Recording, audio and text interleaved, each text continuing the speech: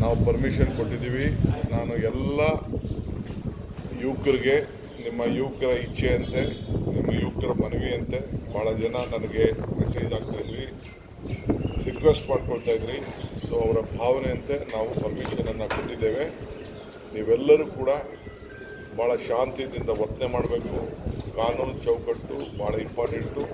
ನಮ್ಮ ಪೊಲೀಸಲ್ಲಿ ಆಫೀಸರ್ಸು ಎಲ್ಲ ಕಡೆಯೂ ಕ್ಯಾಮ್ರಾಗಳನ್ನ ಇಟ್ಟಿದ್ದಾರೆ. ಸೊ ಭಾಳ ಕಾಮಾಗಿರಬೇಕು. ಇದು ನಾವು ಎಷ್ಟು ಶಾಂತಿ ಪ್ರಿಯರು ನಾವು ಬೆಂಗಳೂರಿನವರು, ಕರ್ನಾಟಕದವರು ಅಂತ ನಾವು ತೋರಿಸ್ಬೇಕಾಗ್ತದೆ. So I appeal to all of you, you enjoy football, you enjoy whether who wins or who loses, that is different.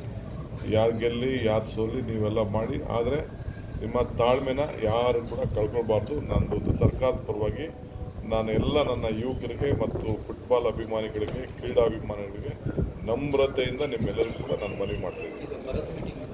ಈಗ ಭರತ್ ಮೀಟಿಂಗ್ ಇದೆ, ಎಲ್ಲ ಡಿಸ್ಟಿಕ್ ಕೋರ್ಟ್ನೆಲ್ಲ ರಿವ್ಯೂ ಮಾಡ್ತಾಯಿದ್ದೀವಿ.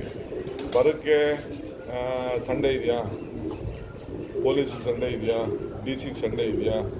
ಸೊ ನಮ್ಗೆ ಯಾವುದು ಸರ್ಕಾರದ ಮಂತ್ರಿಗಳಿಗೆ ಸಂಡೇ ಇದೆಯಾ? 24 hours we have to work. So ಅದಕ್ಕೆ ಸಂಡೇ ಆದರೂ ಕೂಡ ಇಟ್ಟಿದ್ದೀನಿ. ಅದಾದಮೇಲೆ ಸಾಯಂಕಾಲ ಸ್ಪೆಷಲ್ ಕ್ಯಾಬಿನೆಟ್ ಬರೋದು ವಿಚಾರನೇ ನಾನು ಕರೆದಿದ್ದೀನಿ.